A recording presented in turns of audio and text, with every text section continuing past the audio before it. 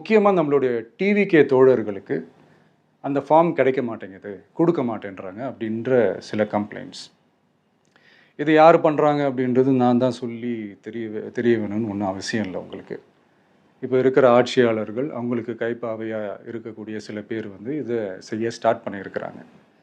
அதனால் my dear virtual warriors, இதை வந்து சாதாரணமாக எடுத்துக்காதீங்க. இது எல்லாருக்குமே அந்த ஃபார்ம் போய் ரீச் ஆகணும். இதில் ரொம்ப உறுதியாக இருங்க.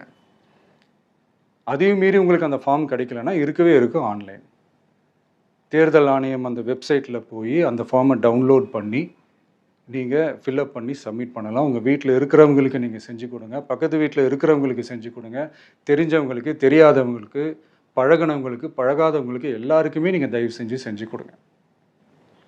அண்ட் ரொம்ப முக்கியமாக நம்ம ஜென்சி கிட்ஸ், நம்ம ஃபஸ்ட் டைம் ஓட்டர்ஸ், நம்ம புது வாக்காளர்கள், நம்ம நண்பா நண்பிகள், அவங்க ரொம்ப கேர்ஃபுல்லாக இருக்கணும்.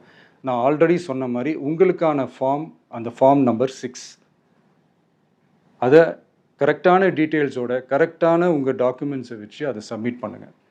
ஏன்னா வரப்போகிற தேர்தலில் நீங்கள் தான், அந்த ஜென்சி வாக்காளர்கள் தான் மிக முக்கியமான ஒரு ஃபோர்ஸ் அப்படின்றது எல்லாருக்குமே தெரிஞ்ச ஒரு விஷயம்.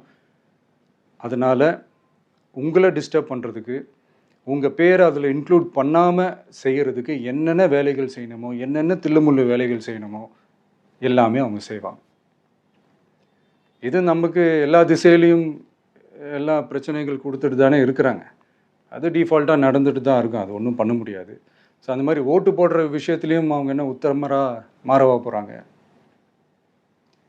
இப்போ நான் சில மீட்டிங்ஸ்லலாம் ரிப்பீட்டடாக ஒரு விஷயம் நான் சொல்கிறேன்ல, 2 பேருக்கு நடுவில் தான் போட்டி அப்படின்ட்டு. அது மேடைக்கு மேடை அவங்க அதை ப்ரூவ் பண்ணிகிட்டு இருக்கிறாங்க.